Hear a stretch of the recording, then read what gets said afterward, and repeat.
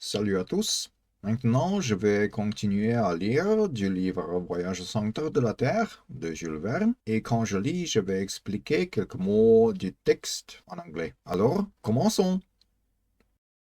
Ajoutez à cela que mon oncle était conservateur du musée minéralogique de M. Struve, ambassadeur de Russie. Précieuse collection d'une renommée européenne.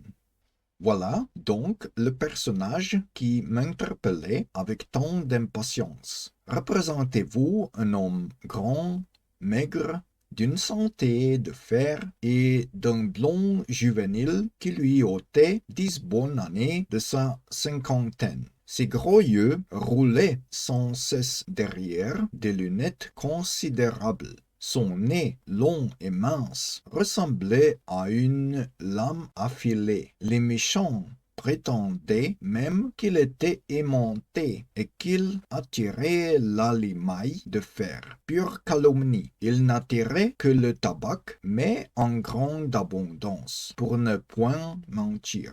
La parole ôter signifie take off, remove. La lame, blade. Affilé, sharp. La limaille de fer, iron filings.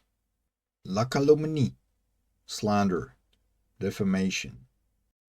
Quand j'aurais ajouté que mon oncle faisait des enjambées mathématiques d'une demi-toise, et si je dis qu'en marchant, il tenait ses poings solidement fermés, signe d'un tempérament impétueux, on le connaîtra assez pour ne pas se montrer friand de sa compagnie. Enjamber, stride, step. Le poing, fist.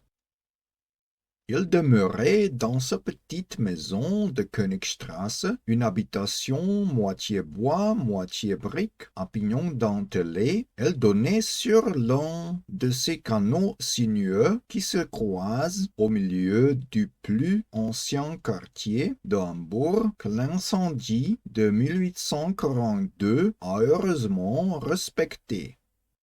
Le pignon, gable, dentelé, serrated, perforated.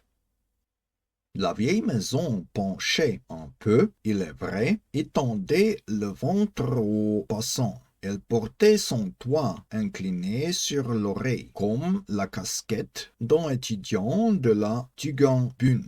L'aplomb de ses lignes laissait à désirer, mais en somme, elle se tenait bien grâce à un vieil orme vigoureusement encastré dans la façade, qui poussait au printemps ses bourgeons en fleurs à travers les vitraux des fenêtres. Mon oncle ne laissait pas d'être riche pour un professeur allemand. La maison lui appartenait en toute propriété, contenant et contenu. Le contenu, c'était sa filleule, Graubin, jeune Verlandaise de 17 ans, la bonne Marthe et moi. En ma double qualité de neveu et d'orphelin, je devins son aide préparateur dans ses expériences. La filleule, goddaughter.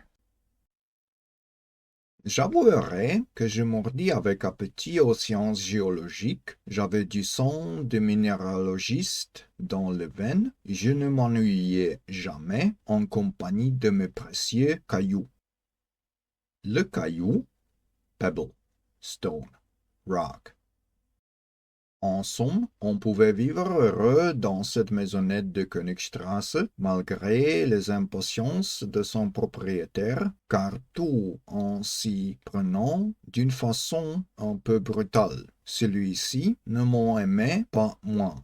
Mais cet homme-là ne savait pas attendre, et il était plus pressé que nature.